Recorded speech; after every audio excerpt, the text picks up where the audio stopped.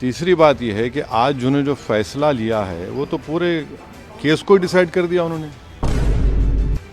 कितने 93 के बाद से अब तक वो खुद कह रहे हैं कि वहाँ पर कुछ नहीं हो रहा था। अब मस्जिद के तहखाने को आप दे रहे हैं तो फिर आपने तो पूरा केस ही डिसाइड कर दिया। आप कहते हैं कि 7 दिन में पूरा निकाल दो, ग्रिल्स निकाल दो और आप इजाज़त दे दिए, तो ये सरासर गलत फैसला है। ज्ञानवापी परिसर में नियमित पूजा पाठ को लेकर असदुद्दीन ओवैसी का बयान सामने आ गया है, जिसके चलते सियासी गलियारों में हलचल मच गई है।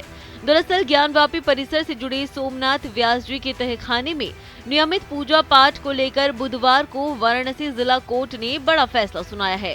कोर्ट ने व्यास जी के तहखाने में हिंदुओं को पूजा करने का अधिकार दे दिया है। जिला जज ने 7 दिन के भीतर वहां इससे जुड़े इंतजाम करने का भी आदेश दिया है। इसको लेकर ऑल इंडिया मजलिस इत्तेहादुल मुस्लिम के अध्यक्ष असदुद्दीन ओवैसी ने सवाल उठाए हैं। बाबरी विध्वंस से जुड़े एक सवाल पर उन्होंने कहा कि हाँ, 6 दिसंबर दोबारा हो सकता है, क्यों नहीं हो सकता। असदुद्दीन ओवैसी ने कहा कि फैसला देने वाले जज का आज रिटायरमेंट का दिन था। 17 जनवरी को उन्होंने डिस्ट्रिक्ट मजिस्ट्रेट को रिसीवर अपॉइंट किया था। अब आपने तहखाने में पूजा अधिकार देकर पूरे केस को ही डिसाइड कर दिया।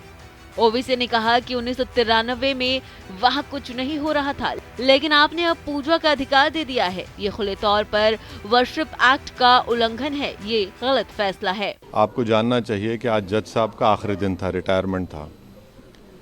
दूसरी बात ये थी कि उन्होंने 17 जनवरी को डिस्ट्रिक्ट मजिस्ट्रेट को रिसीवर अपॉइंट किया।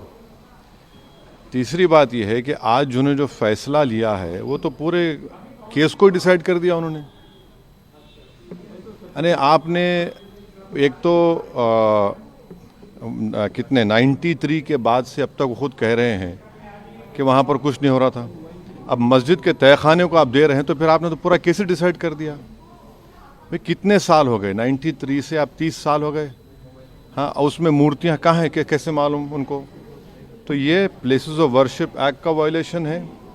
भाई 30 साल के बाद आप ये काम की इजाज़त दे रहे हैं, तो उनका तो एक काम था कि आप उनको 30 दिन का टाइम देते अपील के लिए।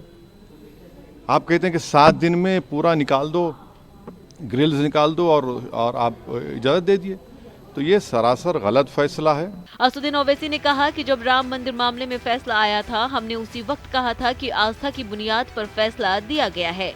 अब आगे भी ये मामले चलते रहेंगे। 6 दिसंबर फिर दोहराया जा सकता है, क्यों नहीं हो सकता।